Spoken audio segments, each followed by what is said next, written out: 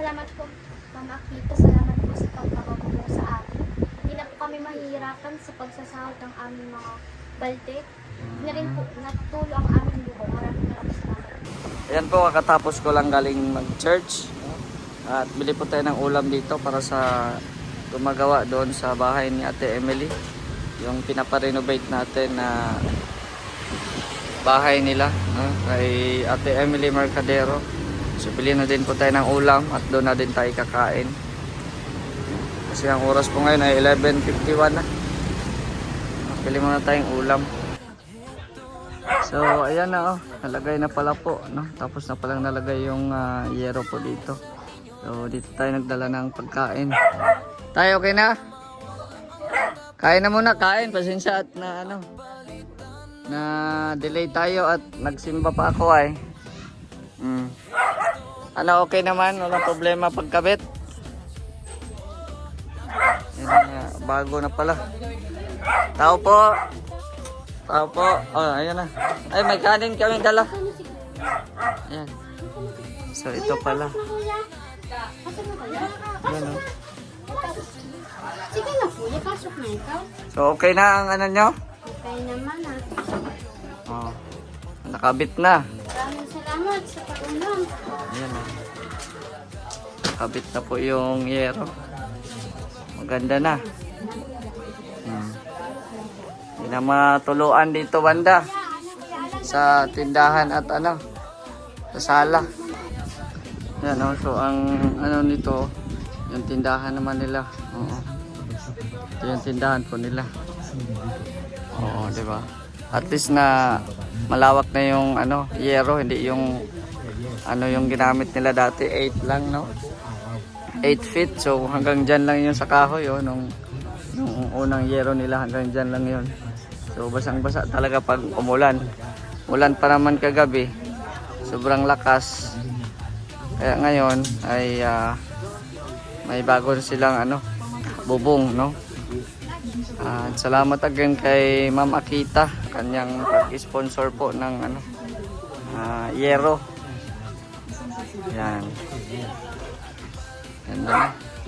So, dito na din kami magkain. Bili na lang din po kami ng ulam at pag mauwi pa kami ay anong oras na. No? Okay, thank you. Thank you. Salamat din kay Alan. Thank you. Oh, ayan, okay na. Malamig na. Maraming salamat kay Ma'am Akita at sa lahat ng mga tumulong sa akin. Lalong-lalo na sa iyo, Mr. J. Uy, halika kayo dito. Halika kayo dito. Asan si Kuya? Halika na, kayo muna dito. Nagkain na kayo, may ulam na, Kain na kayo. Kain Oo, pasensya at talit. Tawagin mo si ate mo. Ayan na. Kain na po. Oh, Tay. Morning. Oy, Merly, halika dito mo po ka dito. Halika dito, Merly. Ay, udto na pala, udto. Upo ka dito. Oh, anong feeling nyo na may bago na kayong yero? Hindi na matulog. Hindi na matulo. Kaya hindi na sila pag-aaral dito sa sala. Oh. Next project natin yung yung pintuan nyo. Kita natin yung pintuan nyo. Oo, tapos yung yung screen ng tindahan nyo. Oo. So, thank you kay Ma'am Akita. Salamat kay Ma'am Akita. May konti pa naman sobra, so natin i-budget natin diyan sa sa pintuan at saka yung sa yung sa screen ng inyong tindahan.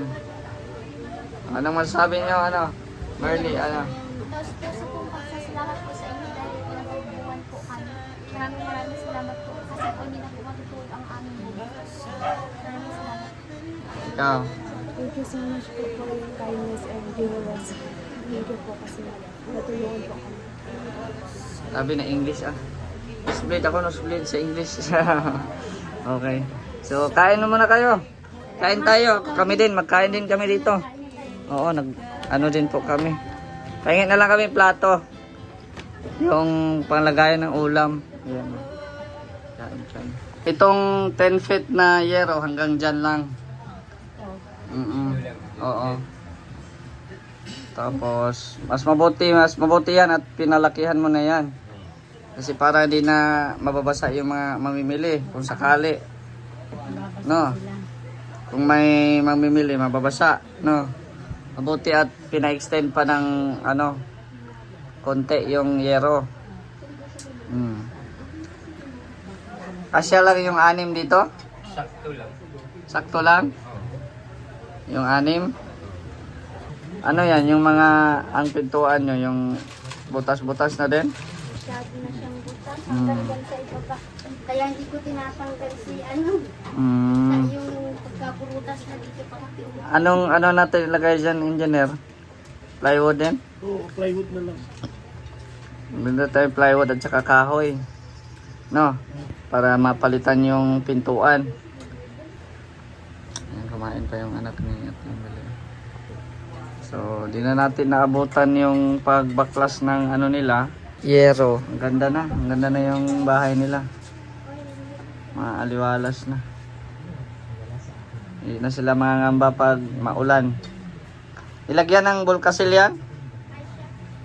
May bulkasil yung dala eh. Nilagyan yan pagpako niya. Nilagyan. Oh, dapat lagyan yan pagpako para di na maano yung tulo. Nilagyan na.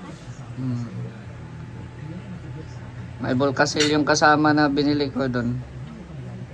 Oh, sa pagsisikap nila, ito yung kanilang kumbaga outcome or premyo, no? Sa pagsisikap ng mga anak mo. Mas lalo pa itong kumapal kung mas maigihan pa nila yung pag-aaral, mag-focus sila. Kasi elementary pa yung isa ay grade 10, no? High school. So susunod ay senior high na. Pag graduate yan na matataas ang marka, may chance na magkaroon ng scholarship yan. Sa gobyerno. Pag mataas yung marka. Kaya pag-igihan na mag-aral ng mga anak para kumbaga yan na lang yung sukli sa inyo, no? Bali mawawala lang yung pagod mo pag nakikita mo na maganda ang kinalalabasan ng mga grades ng anak mo. Nakailang akyat ka na sa stage tayo? Yung pag-ano ay laging pag-ano kay tulog up. Ay, tulog ka pala kasi may ka pala, duty sa umaga o sa gabi, no? Oo, Mm. So si Ate Emily lang umakyat sa stage. Sana hindi sabay yung graduation nila kasi sabay sila. Ay, hindi pa nga kasi siya yung 30 yata yun eh. 31. Ito naman, ay sino? Siya ang 31. Oo, siya pala ang 31, si Marley. Si Marley naman ang 30. Ibig sabihin, na si grade 10 ko. So dalawa sila mag-graduate, yung isa mag-moving up. So mabuti at hindi sinabay.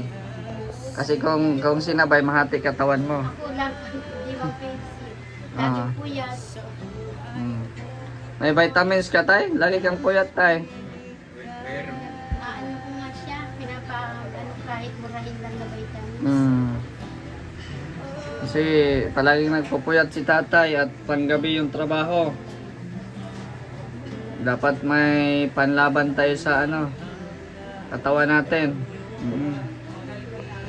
Pero yan, makikita natin na nagsusumikap din si tatay para mapag-aral yung mga anak niya. Mapag-aral yung mga anak nila at syempre naman deserving naman na anuhin ito kasi nga makikita natin na nagsusumikap na mag-aral, no? Ganito dapat yung mga sinusuportahan na sa mga gobyerno, no? Susuportahan nila yung mga nagsusumikap na mag-aral. Oo, porsigidong mag-aral. Kahit malimit sila, walang baon.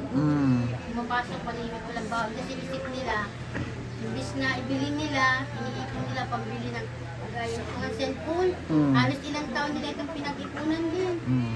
Kabili. Yung panganay ko cellphone niya pinag-ipunan sa baon niya. Mm. Sa baon niya. Inipon niya. Nagka-cellphone lang siya. Hindi Mm. na namin kayang ano nila. Mm. Gamit kasi sa pag-aaral, hindi Oo, pwede oo. walang cellphone. Baka may jowa na yan ay. Ay, wala siyang ano kasi ang mister niya ay school, bahay. Hindi na siya nagang punta-punta kung saan-saan. Mabuti yan. Sabi nga ng mga kapitbahay namin iba, di namin nakikita na yung anak mo. Mm. Di talaga sila kasi lagi lang sila sa loob. Ito mga pinto naging sarado para wala. Kasi nandito lang sila lagi aral. Mm. Puro aral. Sabi ko nga, dapat ay paggabi na, tigil na tayo pag-aral at mahirap din yung laging puyat. Mm. Kaso kailangan nila magpara-ibig. Dahil ito, mahilig mag-edit. Mm. Basta nabibing pinag-edit niya. Marami, in-edit siya ang dami. Sa school nila yung mga project. Mm. Mahilig siya mag-edit. Yun, pwede yun. Maganda yan kasi may mga iba kasi pag naka-gadget na parang nalulung na sa gadget, ayaw nang kumain. Para palagi siyang nakubuti at siyang lagi nakuha ang leader na nag-edit. Sabi ko, Kumbaga ayaw nang kumain kasi naglalaro lang, ganito, ganyan. nag-aano sila, puro edit ng project. Kasi Mm. lalo na pag deadline na, ayun, Mm. Mm. ano, ito yung Ayan na. edit niya. Siyang nag-edit niya. Ay, grabe oh. Magaling ah. Talo mo pa ako sa editing ah. Ay, grabe oh. Parang totoong pelikula na ito ah. Oh, grabe. Ang galing ah. Ay, advertisement pa. Galing ah. Mahaba yan. Oo. Galing mag-edit. Tapos ito mga 2 o'clock na, sabi ko rapi ka naman yung masyado sinusubsub yung sarili sa pag-aaral. Pero kailangan yan eh kasi yun nga yung project nila. Kasi pagka Oo. deadline na, kailangan tapos. Maganda ang editing. Mas maganda nga yan na yung gadget ay purpose nila is through pag-aaral. Hindi yung ano, Din siya. hindi yung ma-addict na lang sa laro, ma-addict na lang sa mga chat-chat, ganyan, Ay, ganyan. wala silang mga kachat na lalaking Mm. kaibigan. Puro nga lang edit, yung nagagawa ng project sa cellphone. Hmm. Mas lalo pang matutuwa ang mga nagmamahal sa inyo dito kasi nga yun nga pinapakita ng mga anak nyo yung halaga ng kanilang mga gamit, no? Kumbaga pinag-ipunan nila yan sa baon para magka-cellphone. Tapos yun, pinapahalagahan Isang nila. taon niya naman itong inipunan. Hindi Ah. Kasi yung baon niya, 15 pesos lang. Ah. Kaya matagal. Ah. Matagal bago maipon. Hindi yung sigida. Then agad kasi matagal. Sabi ko nga, magluto ka naman yun. Kaya nga maswerte ngayon yung mga ibang mga bata na makaka-afford ng mga ganyan. Tapos makikita natin yung cellphone puro laro lang. Yung panganay ko nga, minadala na niyang baon, kunti lang, pamasahe lang papunta. Yung pagpauwi niya, nilalakad niya. Lakad na lang. Kasi baka siya malate ay. Mm. Yun ang tinatago niya na rin yun. Mm. Para may mabili rin siya ng gusto niya na gamit niya. Ayun. Tulad ng sapatos, minsan siya ang bumibili. Mm-mm. Nipon niya, kaso nga lang matagal bago niya yung maabot yung gusto niya. Kasi yung pinagkakasya namin yung sahod ni Agum ay Mm-mm. So, maganda ang paglaki nyo sa mga anak nyo. At talagang nandun yung pagpapahalaga. Tapos, yung sukli naman ay bunga ng kasipagan na yun, madaming award. Mm-mm. minsan imbis na ako pang bibili nun sa baon nila, binibili. Mm. Yung nga ang cake ko, na-surprise din nga ako dun sa cake ko, siya din bumili yun. Mm. Isang taon niya naman yung initipunan. Hindi lang isang buwan, isang taon. Mm. Kahit pa paano. Mm. Nakaranas din ako ng may cake kasi noon hindi ko nararanasan ng pagkamero kami ng cake. Pansit lang, yun na, okay na sa amin. Maganda yung mga ganyang pag-iisip na bata pa lang marunong na mag-ipon. Kahit matagal man nila bago nila mabili, andyan yung ipon nila. Oo, at least pinagtiyagaan, pinaghirapan, pinag-ipunan talaga bago makamit yung isang bagay. Kaya, yun, nakita ko nga din na yung mga pag-iipon nila talagang worth it din. Pero kung babatayan yung binibigay kong baon, kulang yun, alam ko. Mm. Pero kahit ganun yun, tinatago pa rin nila. Dahil yung baon nito, 15 pesos lang. Tinatago niya yun. Yung isa naman nga, 30 pesos lang nga din. Iniipon pa rin niya yun. Oo. So, ayan. Okay yun. Nila ginagas. Basta, ano, focus lang kayo sa pag-aaral, ha? Focus ka lang sa pag-aaral. Huwag mo nang jowa-jowa. Ako nga, tapos na mag-aaral, wala pang jowa eh. Oo. Pag maganda raw yung dadating daw din maganda. Kagaya ko, grabe din ang tulong ko sa magulang ko kasi 12 kaming magkakapatid. Sa dosing yun, ako ang nagbibili ng pagkain sa edad ko ng 10 years old. Nagpasok ako nun ng dishwasher, may makain lang yung mga kapatid ko. Kapag wala naman kami akong mapapasukan na gano'n, naghahanap ako ng maibenta, yung mga kalakal na mga pako, plastic, yun, para may makain din kami mo. Kaya sabi ko ay, kapag ikaw pala din ay tumutulong sa magulang mo, maganda rin ang balik. Yes, tama. Kasi unang-una, hindi ako nakapangasawa ng lasinggero, nakapangasawa ako ng hindi lasinggero. Kaya nagpapasalamat din ako. Sabi ko ay, kapag ikaw nga pala talaga mabait sa magulang mo, maganda rin ang buhay yung kahit mahirap, maganda yung ano niya, yung nakatakda na para sa'yo. Parang ganun. May talent yung anak nyo? Sayaw o kanta o ano? Ay, ano siya? Sa school lang talaga siya. Ay, uwi na. Ano? Drawing. Drawing. Ay. Drawing. At least may talent. Drawing. Oo. Tapos yung pag-aaral niya talagang focus Mm-mm. talaga sa doon. Yun, Minsan maganda nga yun. kumakanta siya kasi hindi talaga maabot. Maabot. Pero sumasayaw siya minsan sa school. Basta kung anong mga technique lang dyan, kung anong mga ipapagawa ni teacher, kung anong mga activities, yun ang gawin mo. Oo. Huwag ka lang lumampas doon sa hindi pa ano ng teacher kasi ang kalalabasan niyan, mawala ka sa pag-iisip. Focus ka lang. Yung parang Oo. relax na. For example, ganyan, study kayo dito ngayon at bukas ma-quiz or ano, may assignment. Ganun lang. Tapos maglaan ka din ng ano mo, yung... Hindi siya naglalaro. Naglalaro, Balik lang sa oo. Hindi siya lumalaro talaga. Hawak niya, ballpen at libro, papel. Yun lang. Maglaan ka din sa sarili mo kasi Hindi siya naglalaro. ano yan eh, kumbaga ang pag-aaral kasi enjoyment. Habang nag-i-enjoy, nakaka-learn ka. Oh, hindi lang dito sa loob, dapat sa labas din para siyempre makita ano ka din diyan. Pag-aralan mo, oy, ito palang bato. O, parang mapapaisip ka ba, no? Ito palang bato, sinisipa lang natin, pero ang bato ay nakakatulong din sa ano, pagsangga ng baha, pag ganito ganyan, di ba? Gawa ng bahay. Oo. Oh, ng bahay, di ba? Makakaisip ka ng ganun. Mga ibang Hindi lang puro dito sa bahay lang na nakakulong ka lang. Medyo parang maboboard ka din. Oo. Ako, guro man talaga ako, as a teacher din. Yan din yung ina-advise ko, estudyante ko dati. Yan din yung ina-advise ko. Uy. kantahan Oo. talaga sila. Buti na. Yung ina-advise ko, no, na ano, give time na i-aliwin din yung sarili. Huwag naman sobra. Kumbaga, learn to, ano ba, kung makikipag-communicate ka dyan, pag-usap, para may makukuha ka ding mga bagong information. Hindi lang puro sa libro. Oo.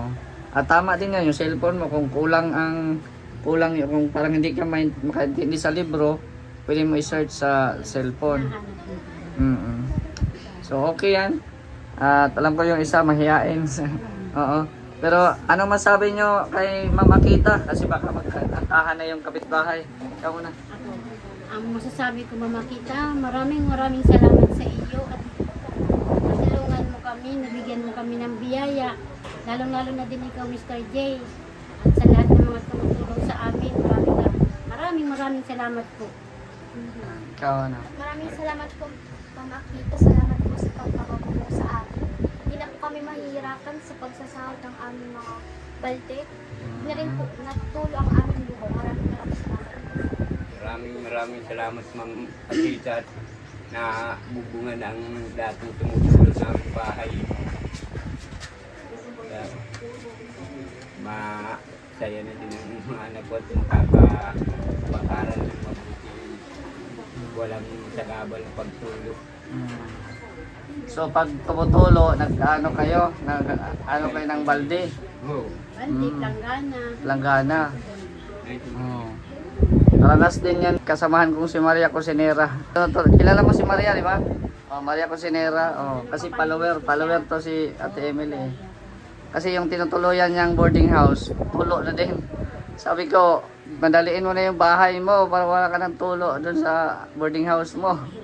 Oo. Sana may makawa pa sa amin uling magtumulong sa aming kusina. Yes, oo. Tubuan din doon. Sana nga, no? Sa aming kwarto. Kasi yung hanggang dito lang po, dito yung yung yero sa tindahan at sala po nila.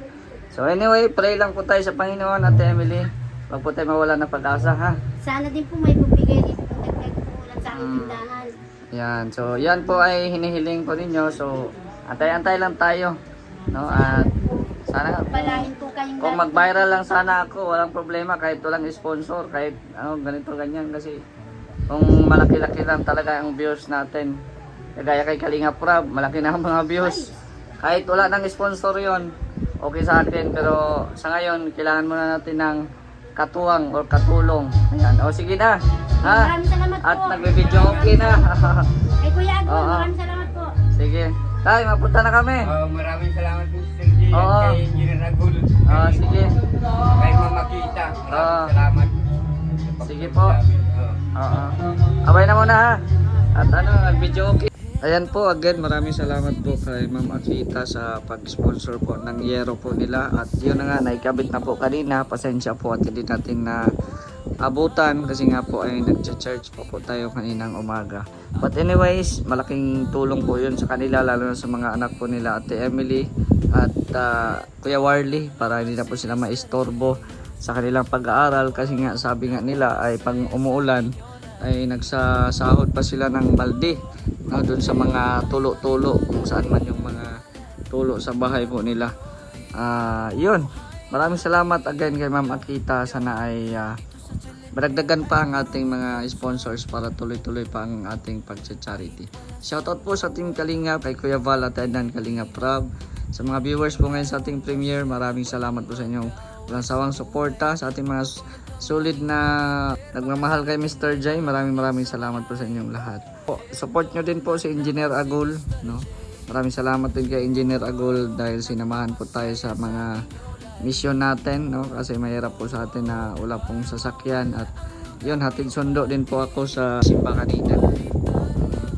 So maraming salamat, Engineer Agul, at supportahan nyo po yan. Mabait po yan na kaibigan. So hanggang dito na lang po ang ating video, mga kalingap. Please like, share and subscribe my channel. Thank you so much. It's me, Mr. J, the PWD. Ang taong may kapansanan pero may pangarap sa buhay. God bless and thank you so much.